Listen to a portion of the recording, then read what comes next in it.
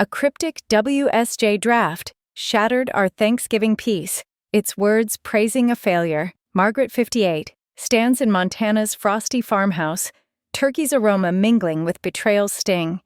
This unsigned paper hides a family secret threatening to unravel sacred bonds. Shock grips the heart whose truth lies within.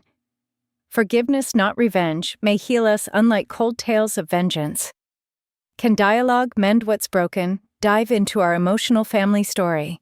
What secrets have you faced? Subscribe and share.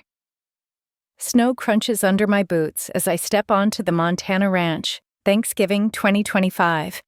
The farmhouse glows warm lights spilling onto frosty fields. Pine and roasted turkey scent the air mingling with wood smoke from the chimney.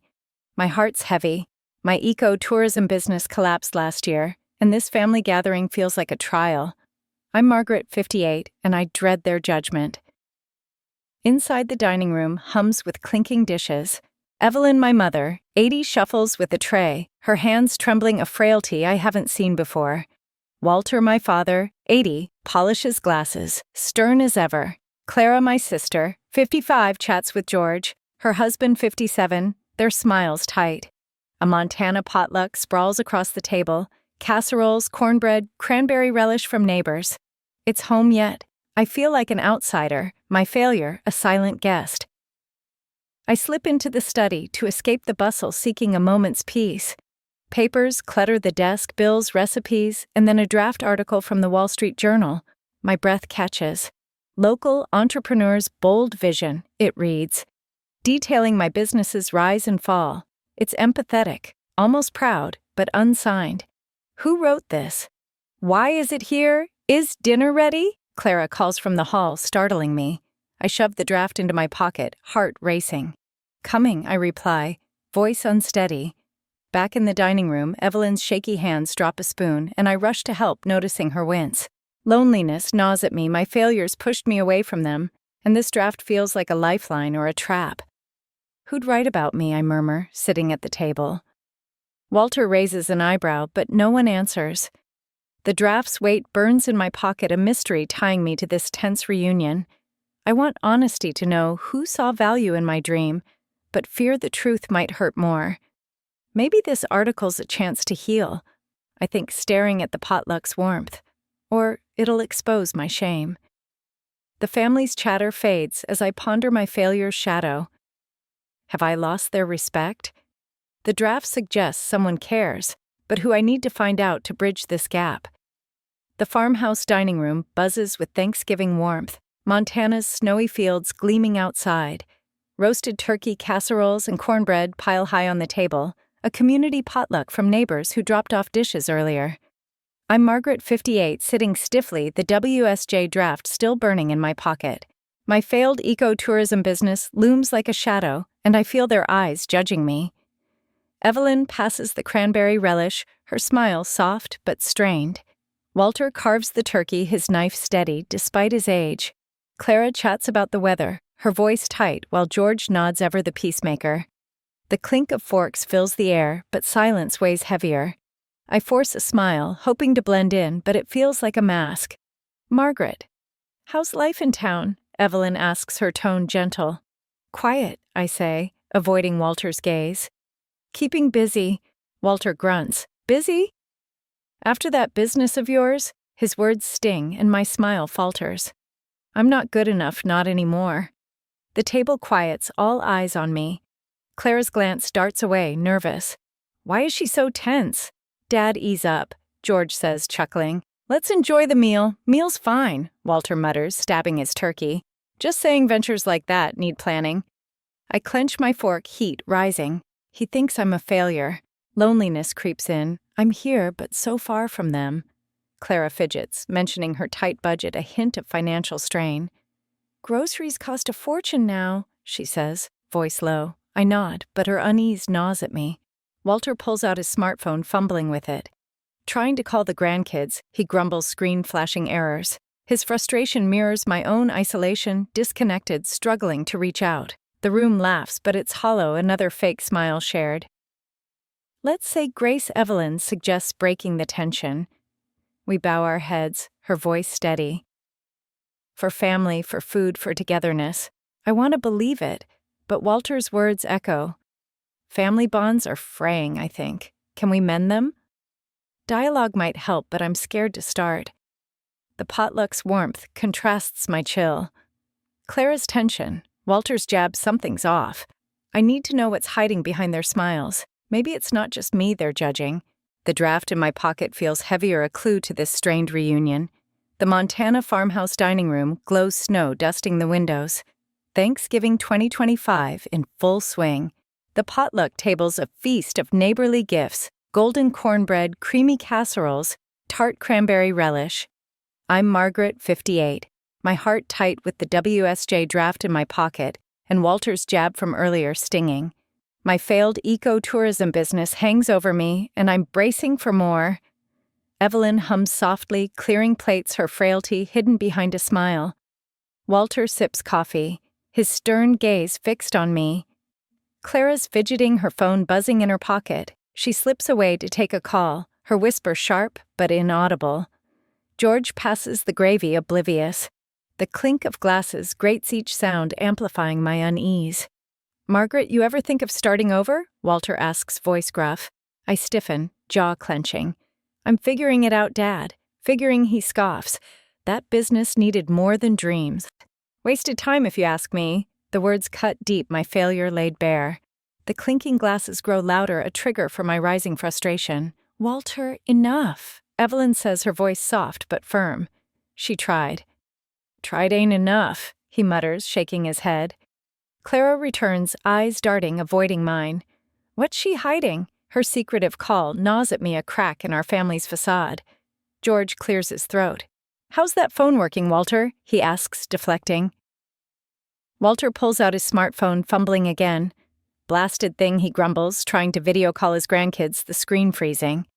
His scowl mirrors my own isolation, cut off, misunderstood. The table chuckles, but it's strained. Let's plan the gratitude circle. Evelyn suggests, her voice a balm. After dessert, we'll share what we're thankful for. The Montana tradition feels distant, my loneliness sharper amidst their chatter. Honesty could heal us, I think, but it risks more hurt. Walter's critique echoes, and Clara's secrecy stings. I want to call out, Clara demand answers, but I hold back, restraint winning. Dialogue might bridge this, I muse, but fear keeps me quiet. The draft in my pocket feels like a key, but to what Clara's tension, Walter's judgment, something's brewing, and I need to know what. The Montana farmhouse hums as Thanksgiving dinner winds down, snowflakes swirling against the dark windows. The potluck table, littered with half-eaten cornbread and casserole dishes, reflects the fading warmth. I'm Margaret, 58, my chest tight with the WSJ draft's mystery, and Clara's secretive call fresh in my mind. Walter's critique still burns, and I feel like an outsider in my own family. Evelyn clears dishes, her steps slow, fatigue etching her face. She's hiding her frailty, and no one notices but me. Walter sips coffee, grumbling about the weather, while George helps stack plates.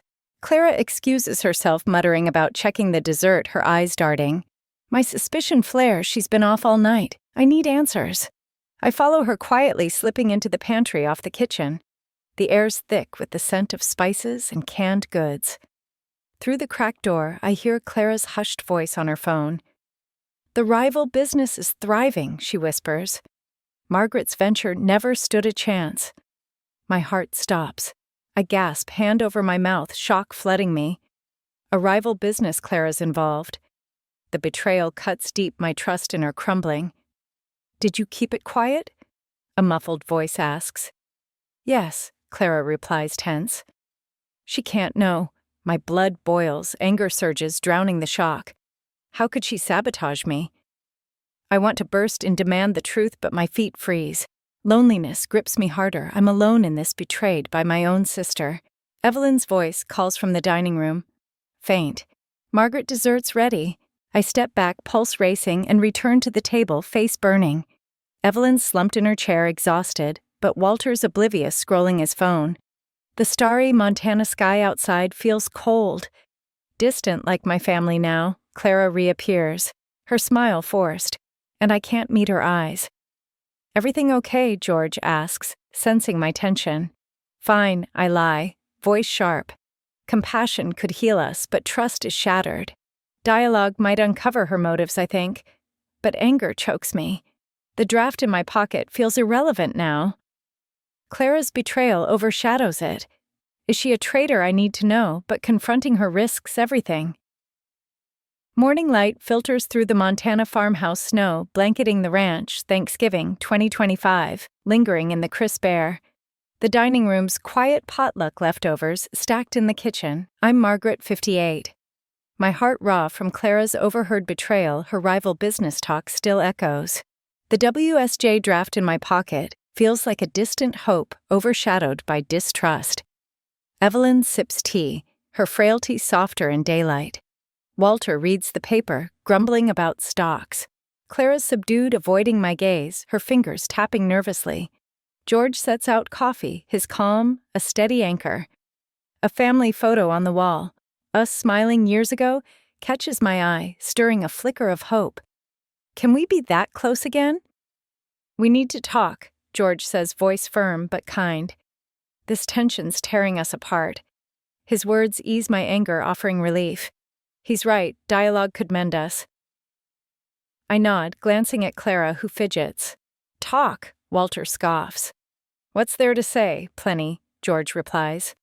We're family, let's clear the air. His fear of a family rift rooted in past losses drives him. I see it in his tight jaw. Evelyn smiles, faintly supportive. I could use help with bills, Clara mutters, her financial strain surfacing. Things are tight. My heart softens. Maybe her secrecy stems from desperation. I'll chip in, I offer, voice steady, hoping to bridge our gap. She nods, but her eyes stay guarded. Doubt creeps in, will she open up? Let's do it after Black Friday shopping. Evelyn suggests a Montana tradition of early deals. The plan feels normal grounding, but Clara's silence unsettles me. George's plea hangs in the air, a promise of healing through family bonds, yet I fear her secret's depth. Fine, we'll talk, Walter grumbles, folding his paper. I touch the draft in my pocket, its mystery fading against Clara's betrayal. Dialogue might heal us, I think, staring at the photo's faded smiles. But what if Clara's hiding more loneliness lingers and I need her to trust me to speak? The Montana farmhouse living room glows with soft lamplight, snow falling thickly outside, Thanksgiving 2025 deepening. A fire crackles, casting shadows on the worn furniture. I'm Margaret, 58, my heart pounding as we gather for George's promised family talk. Clara's betrayal, her rival business talk churns in my mind, the WSJ draft, a forgotten weight in my pocket. Can dialogue heal us, or will it break us? Evelyn sits in an armchair, her frailty masked by a knitted shawl. Walter leans back, arms crossed, skeptical. Clara's tense, her hands twisting in her lap. George stands steady, his fear of a family rift driving him. Let's be honest, he says. What's eating us? I take a breath, anger flaring. Clara, I heard you, I say. Voice sharp. On the phone about a rival business. Why? The room stills, shock rippling. Clara's eyes widen, tears brimming. It's not what you think, she whispers, voice breaking. I invested in that business. To protect you. My jaw drops, confusion crashing in. Protect me, she stands trembling. Your venture was failing. I backed a rival to keep your name out of the papers, to shield your reputation. A flashback hits me last year, Clara poring over financial papers, her face worried. I couldn't let you be humiliated, she'd said then, but I brushed it off. Now it clicks. She hid her help to spare me shame. The high-stakes confession hangs heavy, her tears locking eyes with mine. Why hide it? I ask, voice cracking. Clara sobs no answer. Walter shifts, uncomfortable. Evelyn's hand touches Clara's, gentle. Loneliness ties to Clara's secrecy. She bore this alone to save me. Walter fumbles his phone, muttering about a video call to the grandkids, the screen dark. Stupid gadget, he grumbles, his isolation echoing ours. The room's laughter is thin, a brief relief. The gratitude circles next, Evelyn, says, her Montana tradition looming. Forgiveness stirs in me, but confusion clouds it. Dialogue's opened a door, I think, but why the secrecy? Clara's pain suggests more, and I need to understand her silence. The Montana farmhouse fades behind me as I stumble through the snow, Thanksgiving 2025's weight crushing my chest. The barn looms ahead, its weathered boards silvered by moonlight. I'm Margaret, 58, reeling from Clara's confession. She invested in a rival to protect me, but hid it. Why the secrecy? The WSJ draft in my pocket feels like a cruel riddle, and I'm suffocating under family silence. Inside the barn, the air's cold, smelling of hay and old wood. I sink onto a bale, the silence deafening. Clara's tears, Evelyn's gentle touch, Walter's grumble, they all knew, didn't they? They hid her actions to spare my shame, leaving me alone in my failure. I feel abandoned, a ghost in my own family. Tears stream down my cheeks, each one a wound. They let me drown in guilt. I think despair clawing at me. I'm nothing to them. My mind spirals to last year's collapse creditors, calling my ecotourism dream crumbling. I begged for help, but got silence. Now I know why Clara's secret their pity.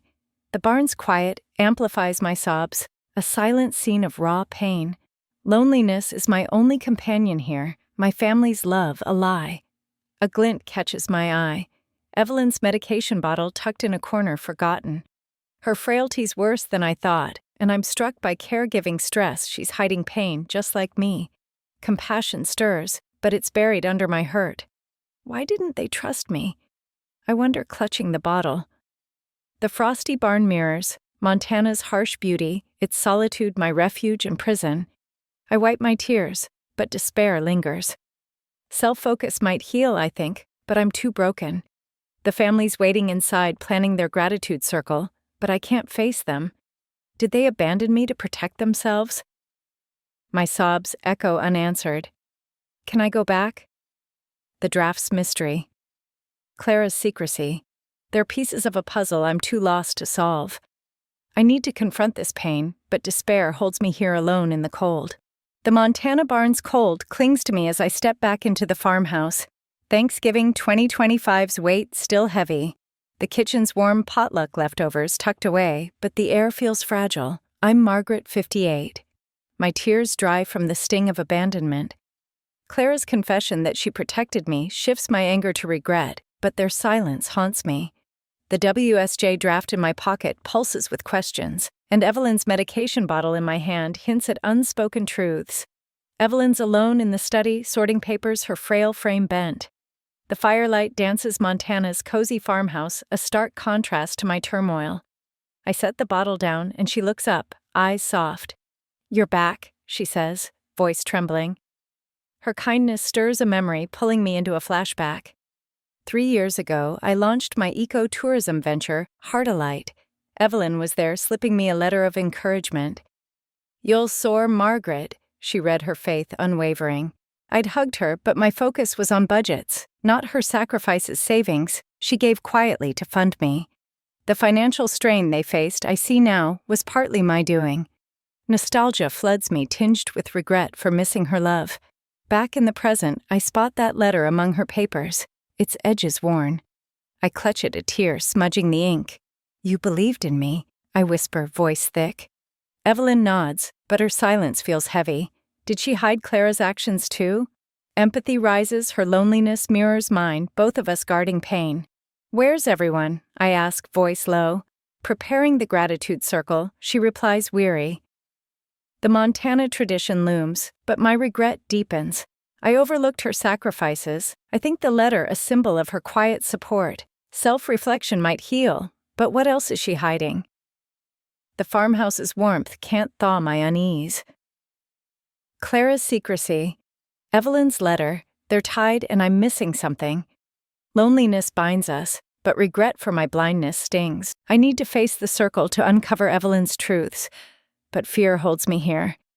The Montana farmhouse study is a cocoon of warmth, firelight flickering. Thanksgiving 2025's tension simmering. I'm Margaret, 58, clutching Evelyn's old letter, its words of faith stirring regret. Clara's confession that she protected me shifts my anger, but Evelyn's silence feels loaded. The WSJ draft in my pocket burns its mystery, tying me to this fractured family. Evelyn's frail hands sort papers, her eyes weary. The gratitude circles near a Montana tradition, but I'm stuck on her letter. I set it down, noticing a familiar scrawl among her papers, the WSJ draft. Shock jolts me. "You wrote this?" I ask, voice trembling. Evelyn nods, eyes glistening. "I wanted the world to see your courage." I pull out the draft, its pages worn. Local entrepreneurs' bold vision. I read aloud, my voice breaking. Evelyn's words praise my ecotourism dream, framing my failure as brave. The high-stakes moment silences the room, her secret support laid bare. Warmth floods me, her compassion a lifeline. Why hide this? "You deserved praise," Evelyn says softly. I sent it to the WSJ, but kept quiet. "You were hurting." Her loneliness mirrors mine. She bore this alone like Clara. Dialogues uncovering truths, but I sense more shadows. Walter barges in, phone in hand. Joined a virtual potluck by mistake. He grumbles, screen showing strangers' faces. His tech mishap draws a laugh, easing the tension, but his isolation echoes ours. "Get me out of this," he mutters, and I smile, fleetingly connected. "The gratitude circle's ready," Evelyn says, standing shakily. Family bonds pulse in her draft. But shock lingers, Evelyn's secrecy stuns. Dialogues revealing love. I think, but what else do they hide? The WSJ draft's praise warms me. Yet the family's silence hints at deeper truths waiting in the circle. The Montana farmhouse living room pulses with firelight. Thanksgiving 2025's gratitude circle underway. Snow blankets the windows, sealing us in. I'm Margaret, 58, heart racing after Evelyn's revelation. She wrote the WSJ draft to honor me. Clara's protective secrecy and Evelyn's hidden support expose their silence. But why the draft's in my pocket, a symbol of love and lies, and I'm ready to demand truth. Evelyn sits frail but resolute, her shawl tight. Walter's stern. Clara's eyes downcast. George. Calm but tense. The Montana gratitude circle where we share thanks feels like a trial. "Let's speak openly," I say, voice steady. Why hide everything? Clara's investment, Evelyn's draft. Why keep me in the dark? Tension spikes. Clara flinches. "I told you to protect you," she says, voice shaky. "The press would have torn you apart. Then why not tell me?" I press, eyes locked on hers. I felt abandoned. The high-stakes scene crackles, honesty cutting through. Evelyn sighs. "We thought you'd break, Margaret. You were so lost." Her words sting, but clarity dawns. They shielded me, however wrong. Walter shifts gruff.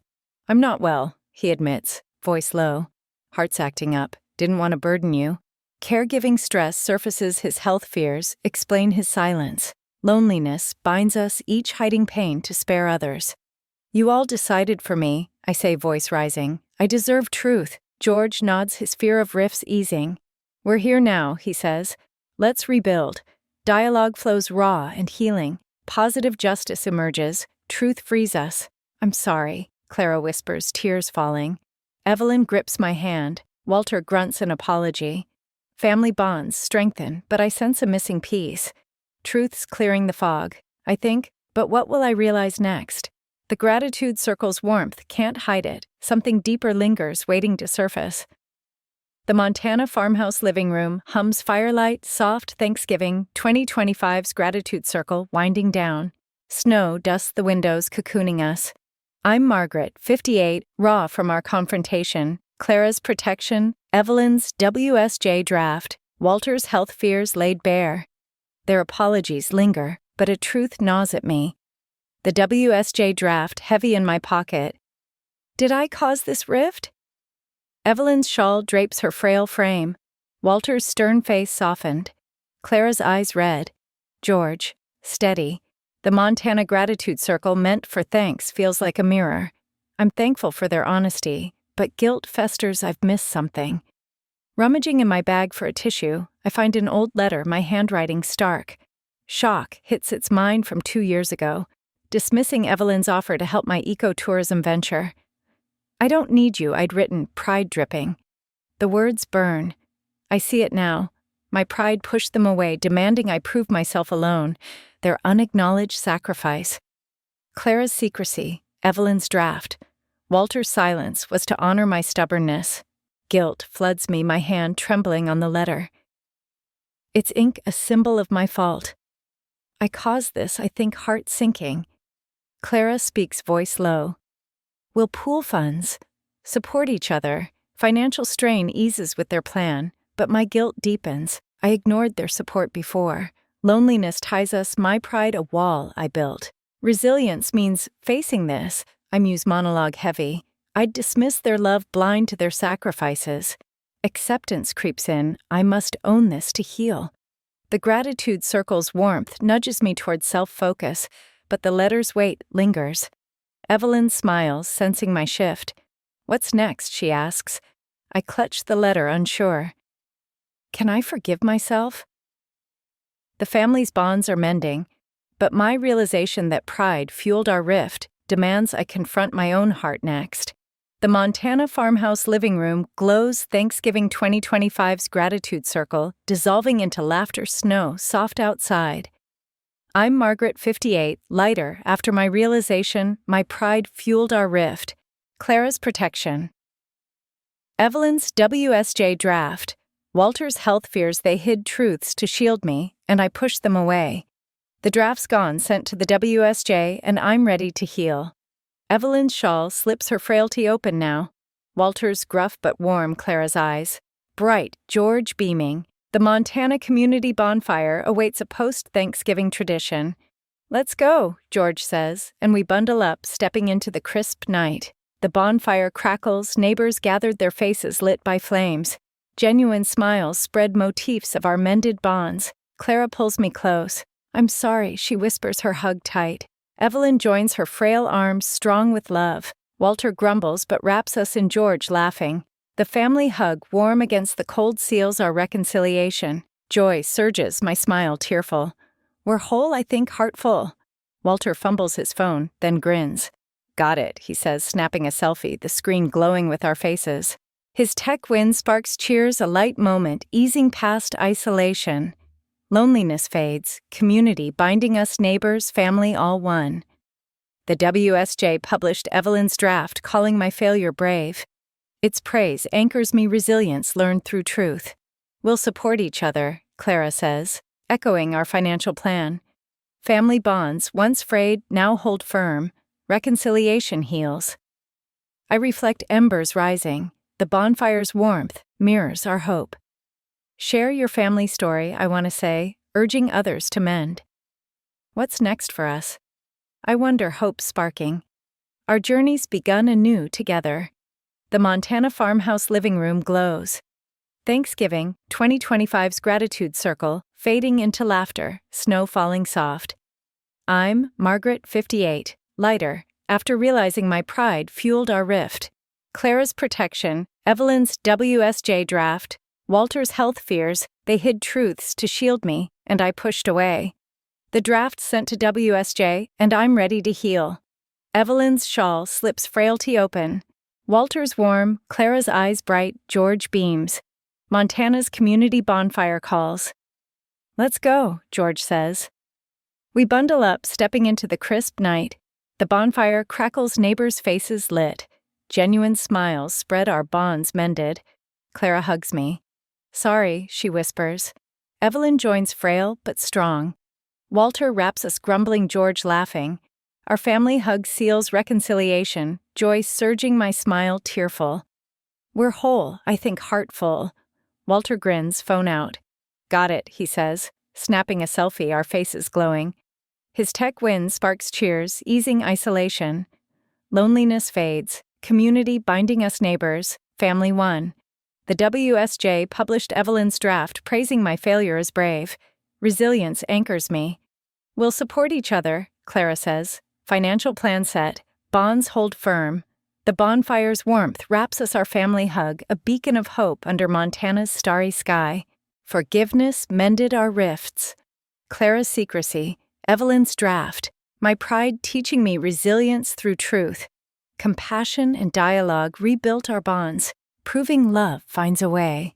Like many over 55, we faced loneliness, caregiving, and regret, but listening heals. Share your family story on YouTube and let hope guide you.